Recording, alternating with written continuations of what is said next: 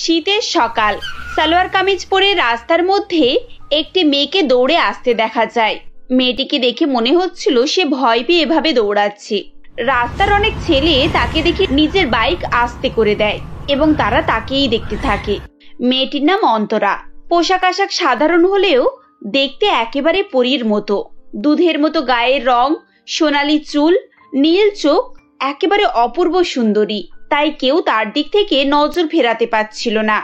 কিছুক্ষণ এভাবে দৌড়ে সে বাড়িতে এসে পৌঁছায় এবং হাঁপাতে থাকে। তখন তার মাসি শর্মিষ্ঠা দেবী বলেন, কি হলো অন্তরা, তুই এভাবে হাঁপাচ্ছিস কেন? আর এত দেরি হলো কেন তোর? আমি যদি মাসিকে সত্যি কথাটা বলে দিই তাহলে মাসি আবার আমাকে পিটুনি দেবে। না, এখন সত্যি কথা বলা যাবে না। কি হলো, উত্তরটা দিবি তো? এভাবে চুপ করে আছিস কেন? আসলে মাসি। আচ্ছা আচ্ছা থাক, তুই এবার তাড়াতাড়ি যা, সব কাজ পড়ে রয়েছে। এখনো রান্না চাপেনি, কখন খাবারটা হবে আর কখন তোর মেশো খেয়ে অফিসে যাবে শুনি?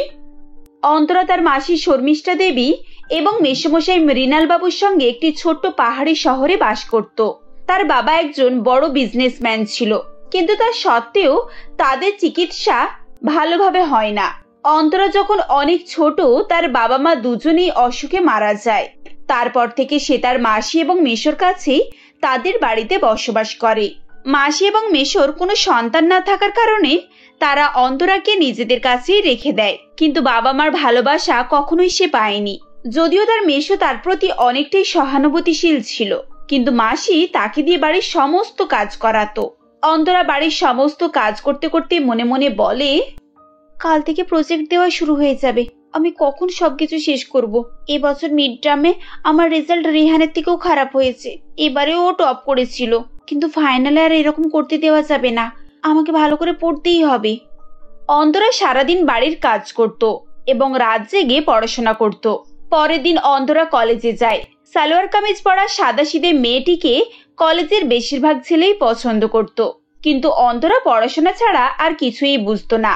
তার প্রিয় বান্ধবী শিউলি আজকে সারাদিন শিউলির সঙ্গেই সময় কাটাতো।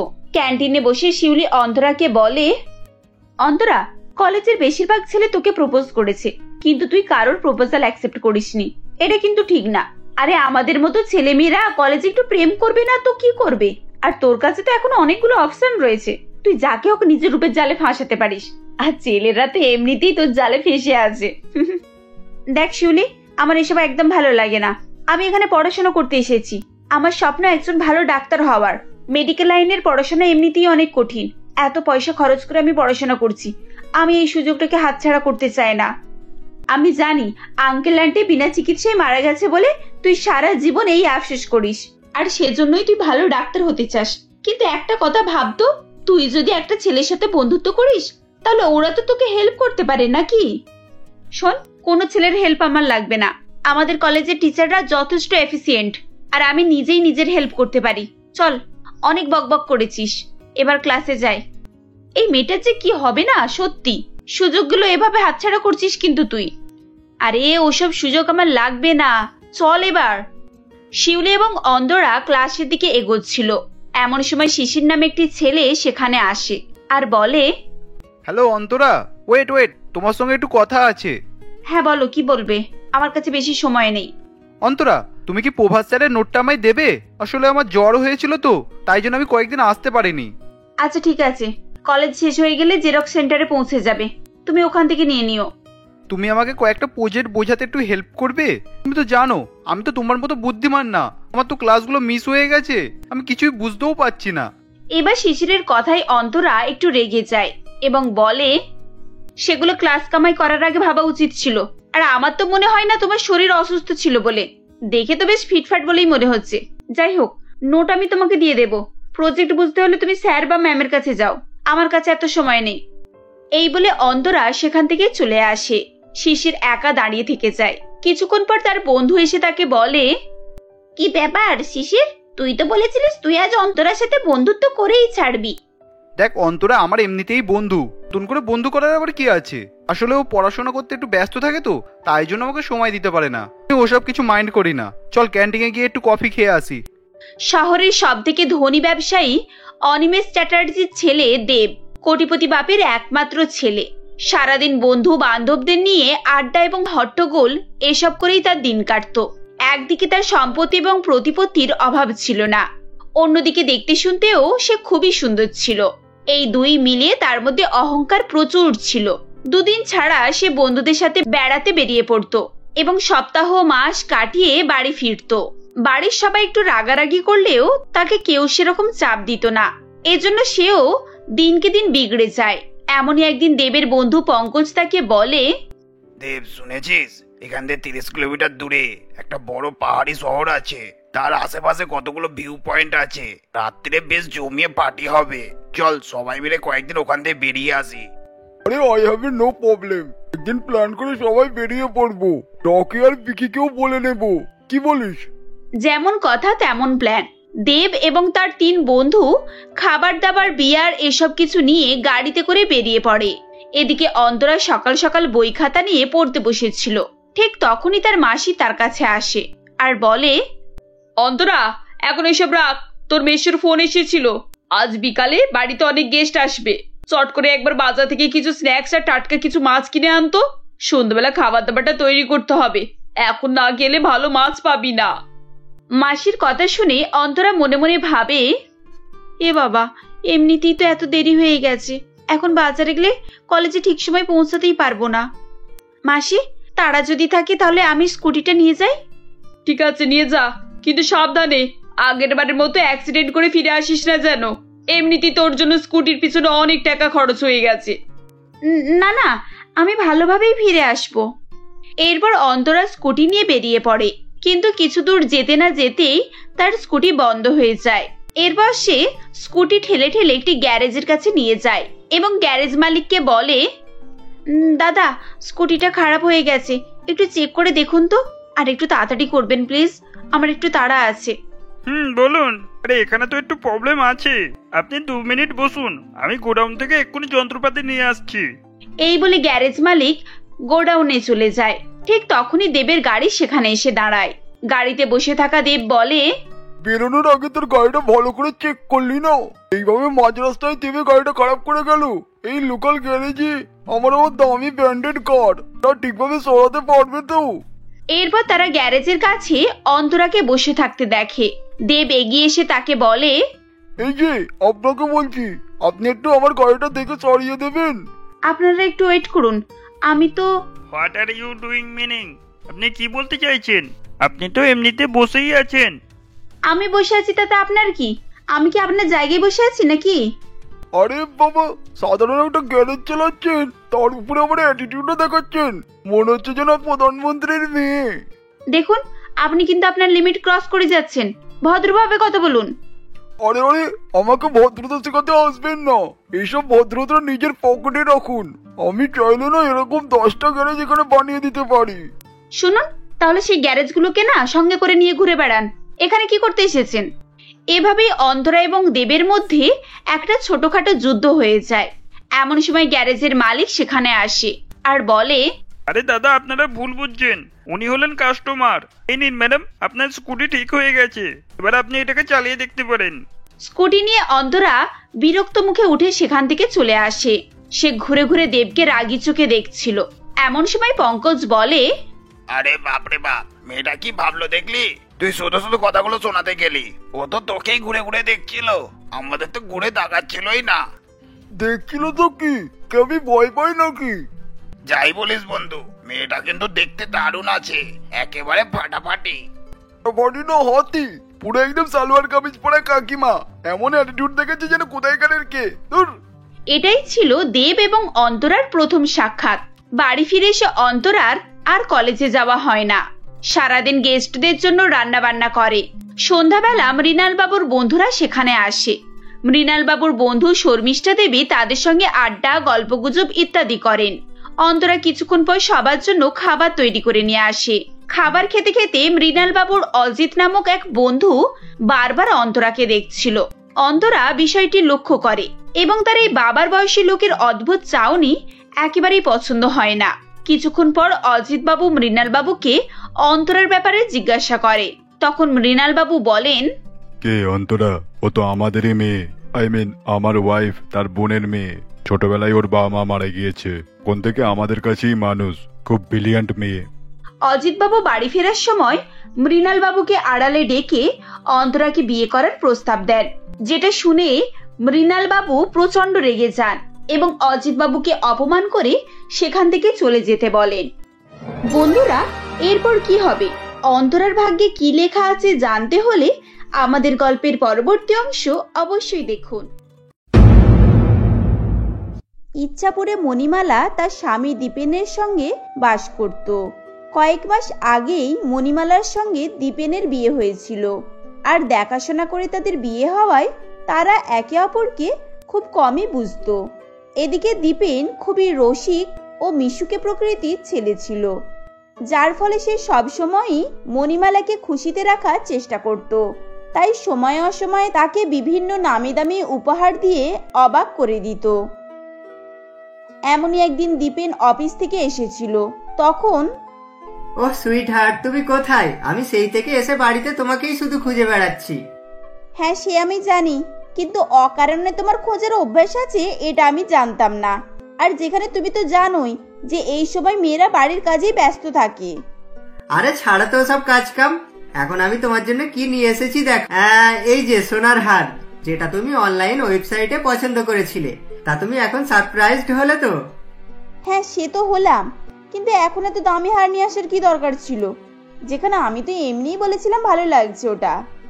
আরে বাবা, আমার বউ মুখে ভালো লাগবে বলবে আর আমি নিয়ে আসবো না? অ্যাটলিস্ট সেরকম ছেলে আমি নয়। তা ওসব কথা বাদ দাও, এখন এটা তোমার পছন্দ হয়েছে তো নাকি? দীপেন এভাবে বললে মণিমালা তখন খুবই খুশি হয়ে যায়, কারণ তার হারটি সত্যি সত্যি খুব পছন্দ হয়েছিল। আর দীপেনের এরকম কেয়ারিং দেখে মণিমালা প্রথম থেকেই তার প্রতি ইমপ্রেসড ছিল। আর এভাবে করেই তারা তাদের হাসি খুশি দাম্পত্য জীবন অতিবাহিত করছিল। এভাবে বেশ কয়েকদিন চলতে থাকে। এমনই একদিন দীপেন মনমরা করে বাড়িতে ফেরে। তখন, এই যে কি হলো দীপেন, আজ তুমি এরকম মুড অফ করে আছো কেন? Any problem? না মণিমালা, তেমন কিছুই সমস্যা নয়, শুধু আমি তোমাকে ছেড়ে এই কদিন কিভাবে থাকবো সেটাই ভাবছি। কি আমায় ছেড়ে? মানে তুমি আমায় ছেড়ে কোথায় যাবে ভাবছো? প্লিজ তুমি আমার সঙ্গে এরকম করো না। আরে বাবা, তুমি এরকম কাঁদছো কেন? আগে সম্পূর্ণ কথাটা শোনো। আসলে আমি অফিসের কাজের জন্য কয়েকদিন মুম্বাই যাচ্ছি, আর ওখানে গিয়ে কিভাবে থাকবো সেটাই ভাবছি। কি এই ব্যাপার? আমি তো আলাদাই কিছু ভাবলাম। যাক বাবা, বাঁচলাম। তা তোমাকে চিন্তা করতে হবে না, এখন তুমি নিশ্চিন্তে যাও, আর আমায় নিয়ে কোনোই চিন্তা করতে হবে না, কেমন? মণিমালার মুখে এরকম কথা শুনে দীপেন খুবই খুশি হয়ে যায়, কারণ মণিমালা যে এতটা বুদ্ধিমতী ছিল সে আগে কখনোই ভাবেনি। এরপর দীপেন পরের দিন মুম্বাইয়ের উদ্দেশ্যে বেরিয়ে পড়ে। এভাবেই বেশ কয়েকদিন কাটতে থাকে। কয়েকদিন পর এমনই একদিন মণিমালার ফোনে কল আসে ও সে ফোন তুললে দীপেন বলে, এই যে তুমি ঘুমাচ্ছিলে না? না মানে আমি ফোন করতে সঙ্গে সঙ্গেই যে রিসিভ করলে।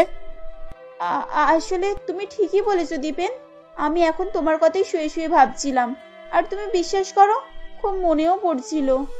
ও আচ্ছা, তাহলে শুধু মনে পড়ছিল তাই তো? সামনাসামনি দেখার ইচ্ছা যাচ্ছিল না। আমি জানতাম তুমি আমাকে খুব একটা ভালোই বাসো না। আরে বাবা, সেটা আমি বলতে চাইনি। এই দেখো, রাগ করো না প্লিজ। তোমাকে দেখতে ইচ্ছা হবে না সেটা আবার হয় নাকি? তাই ইচ্ছা গেলেও এখন তুমি আসতে পারবে নাকি? পারবো না মানে? মানুষ চাইলে চাঁদে পর্যন্ত যেতে পারে, আর আমি আমার বউকে দেখার জন্য বাড়িতে সামান্য যেতে পারবো না? তা তুমি বরং চোখ বন্ধ করো আর একবার গিয়ে দরজাটা খোলো।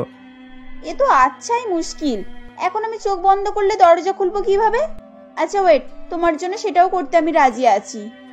এই বলে মণিমালা চোখ বন্ধ করে দরজার দিকে যায় ও সেখানে গিয়ে দরজা খুললে সে তখন দীপেনকে সেখানে দেখতে পায়। এরপর মণিমালা বলে, কি তুমি সত্যি এসেছো? আমার তো নিজের চোখে বিশ্বাসই হচ্ছে না। আই লাভ ইউ দীপেন, আমি সত্যি তোমাকে খুব মিস করছিলাম। এই পাগলি, এভাবে বলো না, আমিও সেটা জানি, আর তাই তো ছুটি পেতেই ফ্লাইট ধরে চলে এলাম। আচ্ছা ওসব বাদ দাও, চলো বাড়ির মধ্যে যাই। দীপেনের কথা মতো তখন তারা তাদের বাড়ির মধ্যে চলে যায়। এভাবেই হাসি খুশিতে তাদের সময় অতিবাহিত হতে থাকে এবং তারা সমস্ত কিছুই ভুলে নিজেদের স্মৃতি নিয়েই ব্যস্ত থাকতো এবং তাদের সবকিছুই ঠিকঠাকই চলছিল। অপরদিকে তাদের সমস্ত কিছুই আড়াল থেকে একজন নজর রেখে যাচ্ছিল।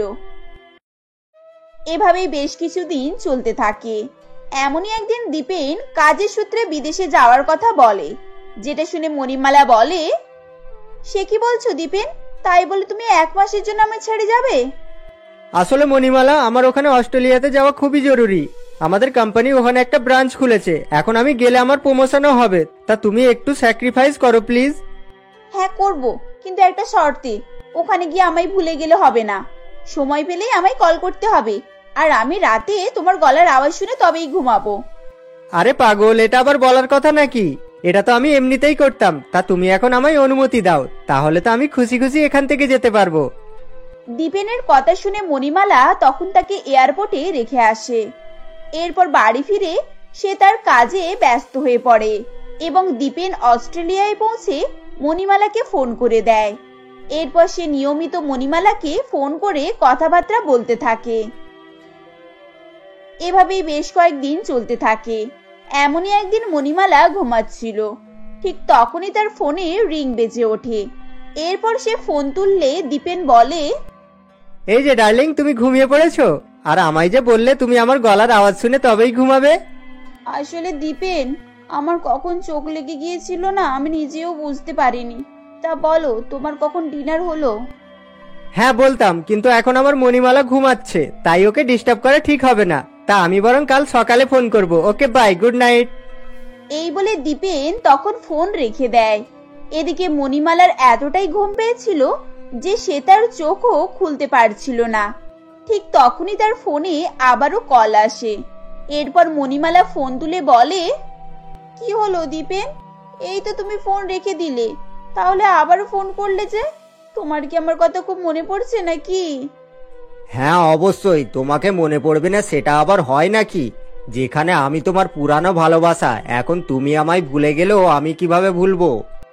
হঠাৎই দীপেনের গলা না পেয়ে মণিমালা চমকে ওঠে, কিন্তু এই আওয়াজটাও তার চেনাশোনাই ছিল, যার ফলে তার তখন হার্টবিট আরো বেড়ে যায়। এরপর সে ভয়ে ভয়ে বলে, কি, কে বলছো? সোনু নাকি? হ্যাঁ, তাহলে চিনতে পেরেছো? এটাই আমার কাছে অনেক বড় কথা। যাই হোক, এখন সোনুর কথা মনে আছে, এটাই যথেষ্ট। আর এভাবে মনে রাখলেই আমার প্রেম সার্থক। না, আমার মনে নেই, আর আমি কাউকে মনে রাখতেও চাই না। দেখো সোনু, ওটা আমার অতীত ছিল, এটা আমার বর্তমান, আর আমি আমার বর্তমান নিয়ে হ্যাপি আছি। সে তো আমিও জানি, কিন্তু আমি হ্যাপি নেই। আমি নিজেকে হ্যাপি রাখতেই তোমার খোঁজ করে এখানে এসেছি, বুঝেছো? সোনু সেদিন এভাবেই কথাবার্তা বলছিল, যেটা শুনে মণিমালার আরো ভয় লাগছিল। ও সে ভয়ে ফোন কেটে দেয়। আসলে সোনু ঠিকই বলছিল, কারণ তারা অতীতে একে অপরকে ভালোবাসতো, কিন্তু সোনুর মণিমালার বাবার সম্পত্তির উপরে লোভ ছিল। আর এটা বুঝতে পেরে রাম বিনোদ বাবু মণিমালার দীপেনের সঙ্গে বিয়ে দিয়ে দেয়, এবং পরে জানতে পেরে মণিমালাও তার বাবার সিদ্ধান্তে খুশি ছিল। এরপর মণিমালা তখন ফোন অফ করে ঘুমিয়ে পড়ে। এভাবেই সেদিনটা কেটে যায়। পরের দিন সকালে মণিমালার দরজায় বেল বাজে। ও বারবার বাজলে সে বিরক্ত হয়ে বলে, ওহ বাবা, কে বলো তো? দাঁড়াও, আমি আসছি। একটু ধৈর্য হয় না নাকি? নাও এবারে বলো। এই বলে সামনে তাকাতেই সে সোনুকে সেখানে দেখতে পায়। তখন বলবো তো অবশ্যই, তা ঘরের ভিতরে আসতে দাও, পুরনো প্রেমিক বলে কথা। আর দেখো, আমি তোমার জীবনে ফিরে এসেছি। দেখো তো, তুমি এভাবে আমাদের ঘরের ভিতরে ঢুকবে না, আমি তাহলে চেঁচাবো কিন্তু। আরে জানেমান, চেঁচানোর কি আছে? আমি এখানে এসেছি কেউই জানে না। আর দীপেনও বিদেশে গিয়েছে, তাই কোনো খবর পাবে না। আর চিন্তা করো না, আমি সব খোঁজ খবর নিয়েই এসেছি। এখন বাহানা দেওয়ার কোনোই জায়গা নেই, বুঝেছো? দেখো, আমার থেকে তুমি দূরে থাকো। আর আমি তোমার উদ্দেশ্য ভালো করেই জানি। তুমি তখন না হয় আমার বাবার সম্পত্তির জন্য আমি ভালোবেসেছিলে, কিন্তু এখন তোমার আবার কি চাই? ও মা, তুমি তো দেখছি সবকিছুই জেনে গিয়েছো। তা বেশ ভালোই, যখন জেনেই গিয়েছো তাহলে তুমি এটাও জানো যে তোমারও আমার প্রেমের অশ্লীল কিছু মুহূর্তের ফটো আমার কাছে রয়ে গিয়েছে। যেটা আমি দীপেনকে দেখালে কি হবে বুঝতেই তো পারছো। দেখো, তুমি প্লিজ এভাবে আমাদের সংসারে আগুন লাগিও না। তা বলো, এখন তোমার কি চাই? আমার তো অনেক কিছুই চাইতে মন যাচ্ছে। তা থাক, এখন 2 লক্ষ টাকা দিলেই হবে। সোনু এভাবেই সেদিন মণিমালাকে ব্ল্যাকমেল করতে থাকে। এরপর নিরুপায় হয়ে মণিমালা তাকে 2 লক্ষ টাকা দিয়ে দেয়, যেটা পেয়ে সোনু খুবই খুশি হয়ে যায় ও সে প্রায় প্রায় মণিমালাকে ফোন করে টাকা চাইতো। এভাবে আরো কয়েকদিন চলতে থাকে। এমনই একদিন মণিমালার ফোন বেজে ওঠে। তখন, দেখো সোনু, তুমি প্লিজ আমায় আর অত্যাচার করো না। দীপেন আজই বাড়ি ফিরছে, তুমি আমাদের শান্তিতে থাকতে দাও প্লিজ। আর তুমি যতই ফোন করো, আমি কিছুতেই দরজা খুলবো না। যা বাবা, এই আমার কথা না শুনেই এরকম বলছে কেন? আর এই সোনু মানে সোনুটা কে? আমাকে তো ব্যাপারটা জানতেই হবে। এই যে মণিমালা, আমি কোনো সোনু টনু নয়, আমি এসেছি, শিগগির দরজাটা খোলো। দীপেনের আওয়াজ শুনে মণিমালা তখন দরজা খোলে। এরপর দীপেন তখন তাকে সোনুর ব্যাপারে প্রশ্ন করলে মণিমালা কাঁদতে কাঁদতে তাকে সমস্ত ঘটনাই বলে, যেটা শুনে দীপেন সমস্ত কিছুই বুঝতে পারে ও সে বলে, তুমি কেঁদো না মণিমালা, একটু শান্ত হও, আমি দেখছি ওই সোনুর কি করা যায়। হ্যাঁ দীপেন, আমি অনেক ভয় পেয়ে গিয়েছিলাম। আর ওই বদমাশ সোনু রোজ এসে আমায় জ্বালাতো, তাই আমি ঘরের দরজা বন্ধ করে রাখতাম। তারা এভাবেই নিজেদের মধ্যে কথাবার্তা বলছিল। সেই সময় সোনুর কল আসে। এরপর সোনু বলে, কি ব্যাপার মণিমালা, আমার কাছে এখনো টাকা আসেনি কেন? ও বুঝেছি, তাহলে আজও তোমার বাড়িতে যেতে হবে তাই না? তা চিন্তা করো না, আমি কুকুরের মতো ঠিকই সময় বুঝে চলে যাব। আর যদি তুমি টাকা দিতে অস্বীকার করো তাহলে ওই ফটোগুলো ডিরেক্ট দীপেনের কাছে যাবে। এই শয়তান, তোকে আর আসতে হবে না, এবারে পুলিশ তোর কাছে গেলে তুই থানায় যাবি। আর চিন্তা করিস না, আমায় কিছুই জানানোর দরকার নেই, আমি সবকিছুই জানি। এবারে যা হবে থানায় গিয়ে হবে। দীপেন এভাবে বললে সোনু তখন খুবই ভয় পেয়ে যায়। এরপর দীপেন তার কথা অনুযায়ী সত্যি সত্যি থানায় গিয়ে ব্যাপারটা বলে, যেটা শুনে পুলিশ অফিসার সোনুকে জেলে বন্দি করে দেয় ও অপরাধের জন্য সোনুর শাস্তি হয়। এরপর তাদের আর কোনো সমস্যা থাকে না। তারা আবারও তাদের দাম্পত্য জীবন হাসি খুশিতে কাটাতে থাকে।